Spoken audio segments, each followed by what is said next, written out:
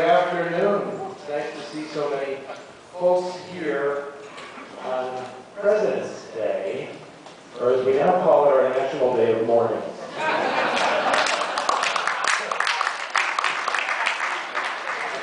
I'm smiling, but not really. Crying on the inside. Okay, I'm sorry to say that today is the last day that we will have fabulous Greer Sinclair here in this small city. She is going back home. I won't tell you where home is. It's hot there. But yes, I'm so happy that you were here and were able to do this. We've never actually been able to have this Noir City join us at one of the satellite festivals before, so I'm thrilled that it's a bit of a homecoming since you did live here once upon a time. So that's terrific. And we're going to do a little thing where we're going to give away some prizes here before we get going. But first, okay, how many of you were here on opening night when we showed, oh, fantastic. There's a direct connection between our opening night film, The Asphalt Jungle, and the movie that you are about to see. As I mentioned in some of my introductions yesterday, this festival is unique in that some of the films are actually written by criminals, which makes it kind of unique. And today's film is one of those. This gentleman who wrote this movie, Auguste Lobaton, was kind of a minor player in the Paris underworld in his youth. A little subplot of this festival is how the arts sort of rescued and redeemed some of these nefarious folks. And when Auguste Lobaton saw The Asphalt Jungle, the movie version of The Asphalt Jungle, this so resonated with him that he wrote this novel. The novel is the basis of this movie, which became something of a sensation in France. And immediately it was picked up for the movies.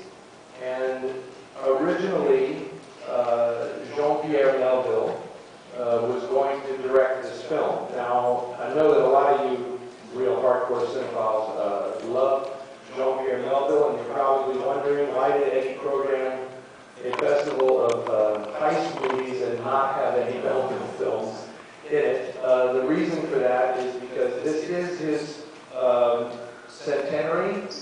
Melville would have been 100 years old this year, and Rialto Pictures, that has all the rights in North America to his movies, is planning a 100th birthday celebration of Jean-Pierre Melville. And you can hope that in Seattle at some time this year there will be a retrospective of his films where you'll be able to see all of them. And the fabulous heist films like Le Flambour and La Bougie en Souffle, fantastic movies, SIFF Rouge, all these wonderful heist films that he made. Well, he was supposed to direct Rififi. And you know, in France they say Rififi. In America we say Rififi. So I may go back and forth between the two. And he decided, he demurred from directing the film because he had such sympathy for Jules Dassin, who at this point could not work in the United States because he had been blacklisted at the studios. He couldn't get work. He had made Night in the City for 20th Century Fox, and Daryl Zanuck had kindly given him the project and said, go shoot it in London, because he knew that Dassin was going to be called by the House Committee on Un-American Activities, and his refusal to testify and name names was going to cost him his job. So instead of going through all that indignity, he went to London, shot Night in the City, and just stayed overseas. Amazingly, and I bring all this stuff up because I'm sad to say that I sense this is all in the air again. Amazingly, the U.S. State Department made it impossible for Dassin to get work overseas. They actually would contact the consulates in these other countries and say, do not hire this guy, because if you do, that film will never play in the United States of America. So it really was Jean-Pierre Melville who said, take a chance with this guy. He should direct this movie instead of me. And this was, by this time it was 1955, and this movie basically resurrected Dassin's career and started a whole other phase where he moved to Greece, he married Lillian McClure, he made all kinds of films that became international hits, like Never on Sunday and Happy, which is basically a redo of this film. But it was a remarkable thing. He took the absolute bare minimum to make this movie. He hated the book because he thought the book was really kind of scummy and racist because all the villains in the book were Arabs. Can you believe how timely all this stuff is still? It's just amazing. And he said, I can't make that movie. So he actually rewrote the script, free of charge, rewrote the script, and amazingly, when it came time to shoot, they had a very small budget and not a lot of time to do it, and Dassin had cast an Italian actor in the role of Czar the Milanese, and who was the safecracker in the movie, and this actor didn't show up when it was time to shoot. And amazingly, Dassin just played the part himself. So you will see, and this is Jules Dassin in the film, the director of the movie, who plays Czar, who is like one of the great characters ever in this film. And he learned all of his French. He was not fluent, but he does a brilliant job in this film. And very much like The Asphalt Jungle, where John Huston cast Sterling Hayden, who was ready to wipe his career out, just like, I'm done, I don't want to act anymore, for various reasons. And then Huston pulled it back in to be the linchpin of the caper in The Asphalt Jungle.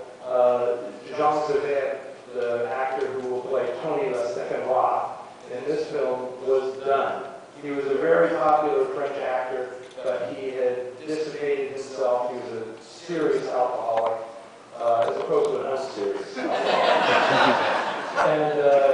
And Dassin just said, this is the guy. I mean, he is perfect, and he is so memorable in this movie. It's just extraordinary. So very much like there's that similarity to The Asphalt Jungle as well. And ask me later, because I did write a few years ago a rather extensive essay comparing the two films and then making a personal decision as to which of the two I actually thought was the king of the caper films. That essay is actually available in one of our anthologies out in the lobby, but you can spare reading it if you don't want to. I'll just tell you when I say after you see the two movies.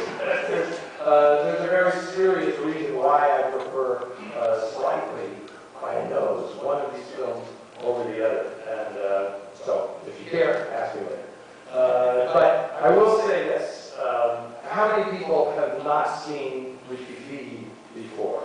Okay, you guys so made the right choice today, because you are really seeing one of the most spectacular crime movies ever made. Francois Truffaut said this is the best crime movie ever made, and the heist sequence is legendary. It's almost a half an hour long with no music and no dialogue, which Dassin fought for because they were going to put a score over the whole thing, and he demanded that it just be left silent. But the point was these guys can't really make any noise when they're committing the robbery. So for 30 minutes there will be no sound, really, in this theater, and it will be 30 of the most suspenseful minutes you're going to spend in a movie theater. Okay, so all right, let's do this. What are we giving away today, Darl? Greer, what are we giving away? I'm so used to working with Darl, the fabulous Darl Sparks at our merchandise table. Yeah, round of applause for Darl.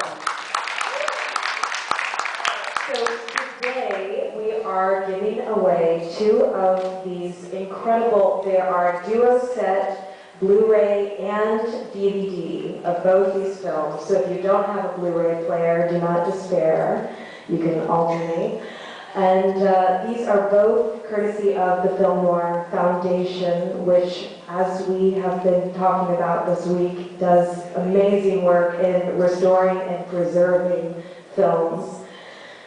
And we need them, you know? So thank you for your support for the Film Noir Foundation. The first one we have here is Woman on the Run. And the second is Too Late for Tears with the great Elizabeth Scott and Dan Duryea. Got it at last? I know, when I first started doing this, people were like, it's great that you're restoring these films in 35 millimeter, but when are you going to actually put them out on DVD? Because if you can't actually get to the theater to see these films, it'd be nice to see them on DVD. And I'm just thrilled to say that we have gone into a partnership with a wonderful company called Flicker Alley that produces very special editions of rare films, and they're wonderful partners. And so I finally felt like I trust these people and we can actually do this with them, and it's been quite successful. So these are the first two restorations of ours that we've actually put out on DVD and Blu-ray, and two of you people will be going home with them today. Okay, so I think we're going to do that just by, Greer is going to pick worthy people. And when you pick these worthy by Greer Sinclair, He's worthy. so she's going to make your day. Okay, so while we do that, we're going to scoot through the audience. Seriously, you have come to see one of the great works of cinema today. So, ladies and gentlemen, Jules, Dassin.